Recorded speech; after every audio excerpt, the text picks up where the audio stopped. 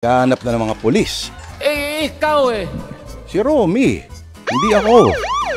Ngayon, bihira na magkita ang dalawang ito dahil kailangan magtago nga nitong si Romy. Pero, dapat bang pagtiwalaan ni Jasmine pag si Romy ay nagsasabi ng kailangan niya magtago o ang nambubudol ba ng ibang tao ng mga, sabihin natin ng mga medyo may edad na hindi maalam sa teknolohiya masyado, sa mga iingot-ingot, sa mga modus ng mga dugo-dugugang halimbawa, sa mga scammer sa text at sa messenger, mga ganyan, at kung ano ng mga plataforma. Opo. Kung magagawa nilang manloko ng tao, kaya ba nilang lokohin ang kanilang mga iniibig din? Ay nako.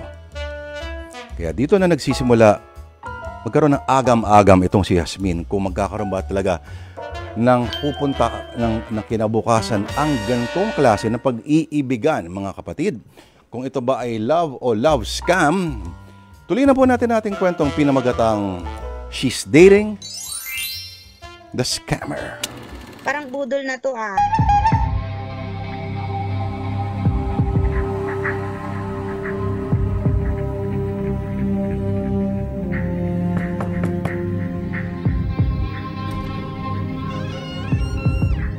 Romy!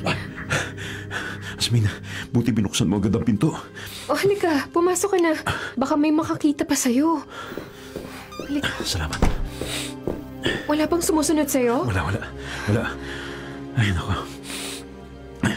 Teka, may ba ako? Kumusta ka na? Kumusta na ang baby ko, ha? Ito, malungkot. Pero sumaya na rin kasi dumating ka na. 3 weeks ka ring nawala. Okay. Na-miss talaga kita ng sobra. Ako rin, Jasmine. Miss na rin kita. Teka, sandali, Romy. Bakit, baby? May problema ba? Ha? Grabe ka naman kung makahalik sa akin. Alam mo naman, ang bango-bango mo. 3 weeks tayo hindi nakita eh, kaya uhaw ako siya. Wow ha! Kakauwi mo pa lang tapos diretso sa kama na agad. Sige na, Jasmine. Pagbigyan mo na ako. Pagbigyan mo na ako.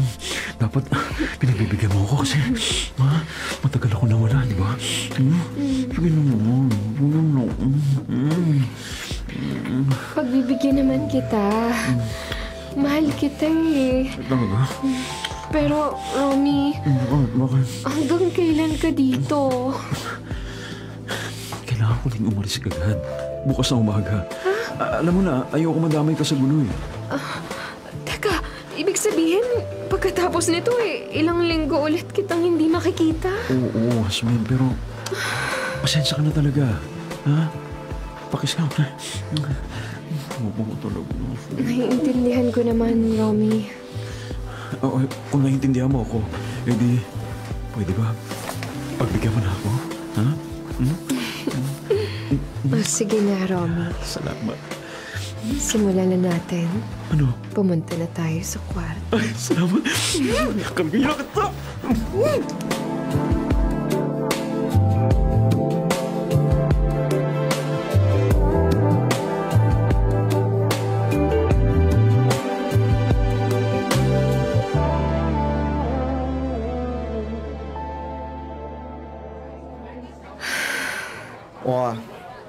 Malungkot ka na naman dyan. Ano ba, Jasmine? Si Romy na naman ba? Obvious ba? Ay, ano na naman bang problema mo dyan sa boyfriend mo? Kasi nung isang linggo, umuwi siya ng bahay. Pero umalis din siya kinabukasan. Kaya ito, namimiss ko na naman siya. Hindi ba niya sinabi sa'yo kung saan siya nagtatago? Tinanong ko na siya noon. Pero ayaw niyang sabihin eh. Katwiran niya, baka matuntun daw siya. Sekreto daw kasi yung hideout nila.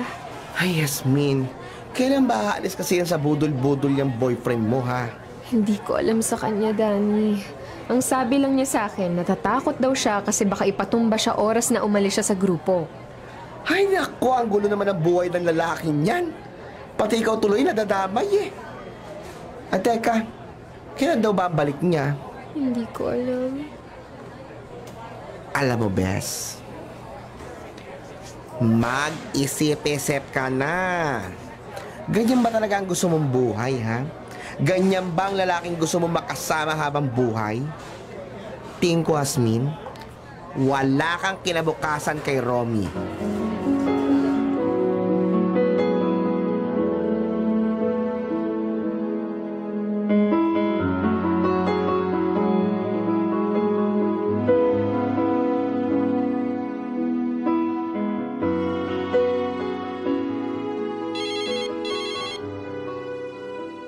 Hello?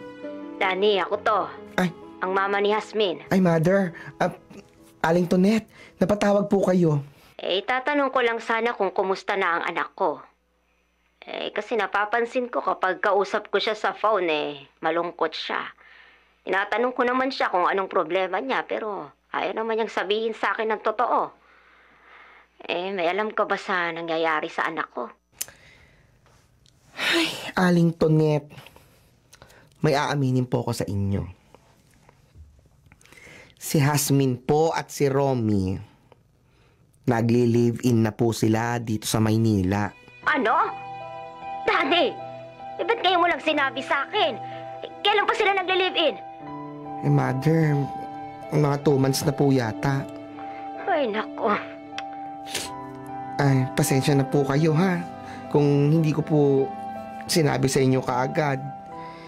Nakiusap po kasi sa akin si Hasmin. Kahit na, Dani. Alam mo namang ako ang nanay niya, di ba? Sana sinabi mo pa rin sa akin. Ay, ako. Nasaan na ba nakatira si Hasmin? Pupuntahan ko siya dyan kapag may pagkakataon.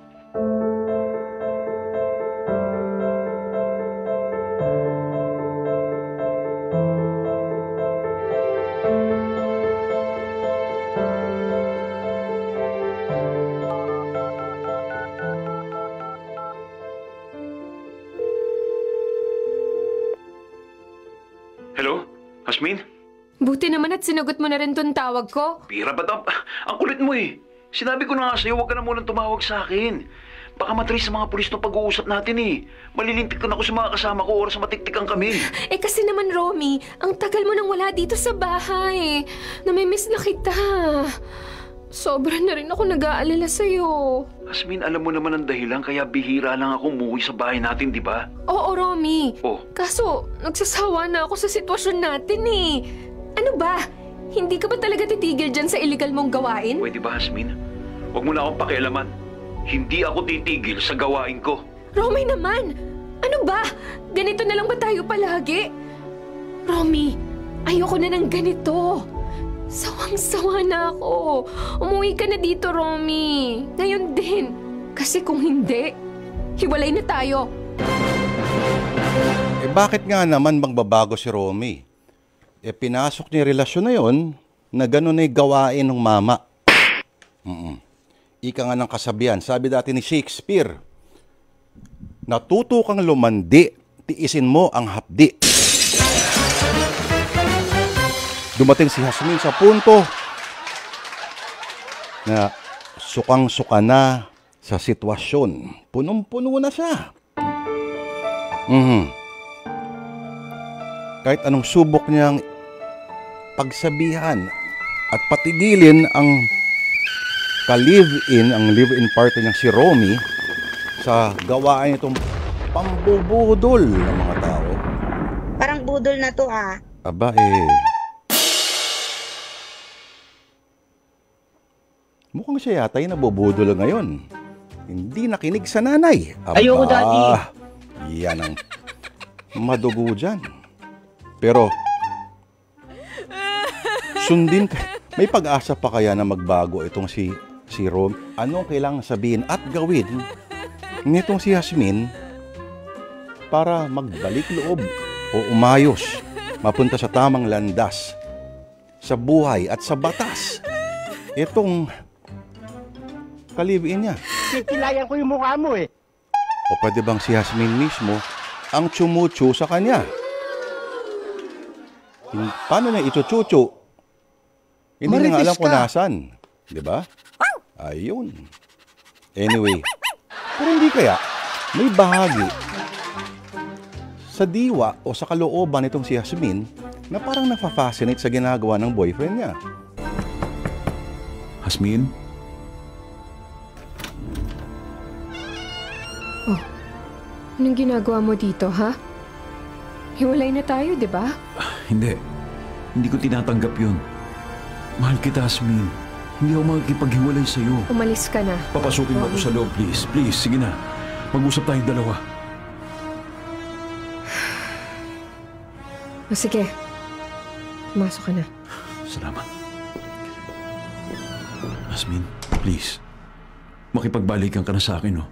Nagmamakaawa na ako sa'yo. Mahal kita, Romy. Kaso, ayoko na ng sitwasyon natin. Palagi na lang kita hindi nakakasama. Ano, Romy? Wala ka na bang balak na kumalas dyan sa grupo mo? Sige. Sige. Kakalas na ako sa grupo. Pero sa tamang panahon. Ha? Hahanap lang ako ng tiyempo para hindi nila ako balikan. Okay? Sige. Sige.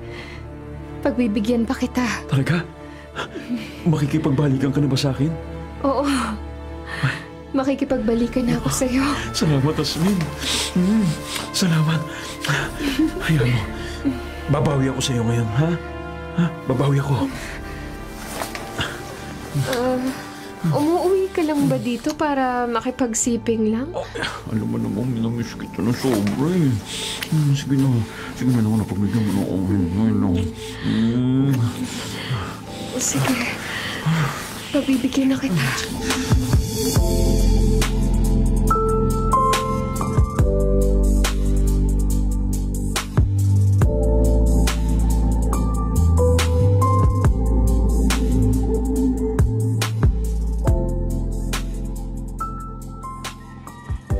Ma, sorry po kung hindi ko po sinabi sa inyo yung tungkol kay Romy. Kahit pa ano ang gawin ko, hindi ka pa rin papipigil sa akin. Pero tatanungin kita, ha? Nasaan na yung magaling mong boyfriend? Wala na naman. Ma, kailangan po niyang magtago sa ibang lugar. Ayaw lang po niya akong madamay. Ay, naku. Ang tanga-tanga mo talaga, anak. Biruin mo? Naikwento sa akin ni Danny na nakipaghiwalay ka na nga kay Romy. Pero nakipagbalikan ka ulit sa kanya. Binalikan mo ang isang lalaking irresponsable at walang kwenta. Ewan ko po ba, Ma? Alam mo, napaka-unfair minsan talaga ng pag-ibig, no? Kapag mahal mo siya ng totoo, sasaktan ka lang niya. Kapag nawala naman ang pagmamahal mo, hahabol-habol naman siya sa'yo. Kapag binalikan mo naman siya, sasabihin sa'yo ng mga tao na ang tanga-tanga mo. Bakit ganun? Bakit marami ang ipinanganak na tanga sa pag-ibig? Hindi ka tanga, anak. Binigyan ka ng utak ng Diyos. Sana gamitin mo naman. Ay, naku. Hiwalayan mo na si Romy, anak. Pakiusap. Sundin mo naman ako. Uuwi na tayo ng probinsya. Pero Ma, Para din sa'yo itong gagawin ko. Hindi kita ipapahamak, anak.